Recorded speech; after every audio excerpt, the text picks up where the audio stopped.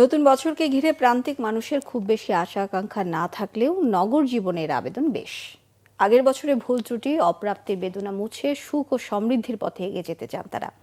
পাশাপাশি দ্রব্যমূল্যের লাগাম টানা, দুর্নীতিমুক্ত দেশ আর রাজনৈতিক সহাবস্থানের দাবি উঠে এসেছে তাদের কণ্ঠে। মামুন আব্দুল্লাহ জানাচ্ছেন বিস্তারিত। দিনক্ষণ মাসের সমন্বয়ে আরও একটি বছর হারিয়ে গেল কালের গর্ভে। বিদায় নিল 2024। প্রকৃতির নিয়মে দুয়ারে এসেছে আরও একটি বছর 2025। ইংরেজি ক্যালেন্ডার হলেও বাংলাদেশ সহ বিশ্বব্যাপী মানুষ চলে এই হিসেবেই। তবে বছরের যাওয়া আসা তা কি সবাইকে সমানভাবে স্পর্শ করে? নতুন বছরের আবেদন শহুরে জীবনে প্রায় প্রত্যেককেই ছুঁয়ে যায়। গত বছর কেমন গেল, কেন এরকম হলো, অন্যরকম হতে পারত কিনা, এসব মূল্যায়ন থাকে তাদের রুটিনে। সুখ দুঃখ, প্রাপ্তি অপ্রাপ্তির হিসাবও করতে হয় তাদের। আসছে বছর নিয়ে তাদের প্রত্যাশাও অনেক। একটি সুখী সমৃদ্ধ বাংলাদেশ আমরা দেখতে চাই। রাজনীতি কোনো হানানি থাকবে না, সেখানে থাকবে উন্মুক্ত। রাজনীতির চেয়েও সবচেয়ে বড় প্রয়োজন তরুণ নেতৃত্ব।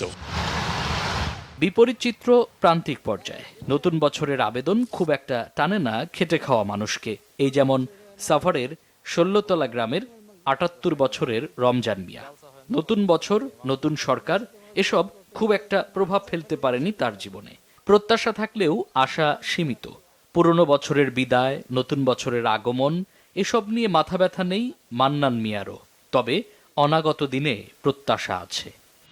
মনে হয় যে ভালোর দিকে আল্লাহ করলে আল্লাহ দেয়া পারে, এই আমাকেও কেমন এইটাই আল্লাহ ভালো করুক, যে ওই চলতে আছে চালাইকো।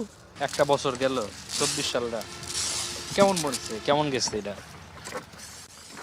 আর ওখানে আমাকেও চিন্তা ভাবনা করার দরকার নাই, আমরা রাজনীতি করি না। কি রাজনীতি?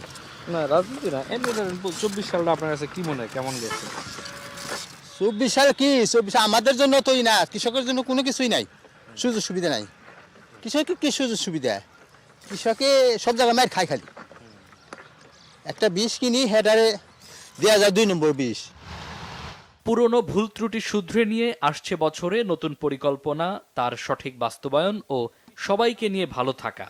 এই নীতিতে চলতে পারলেই জাতীয় জীবনে সমৃদ্ধি আসতে পারে বলে মত সাধারণ মানুষের। বেলা গড়িয়ে সূর্যাস্ত যাওয়া মানে জীবনের সব শেষ নয়। সূর্যাস্ত যাওয়া মানে নতুন প্রভাতের দিকে আরও এক ধাপ এগিয়ে যাওয়া। তাই তো ২০২৫ সালে একটাই কামনা, সবার জীবনের জরাজীর্ণতা ঘুচে খুলে যাক সম্ভাবনার নতুন দুয়ার। মামুন আব্দুল্লাহ, বাংলা ভিশন, সাভার।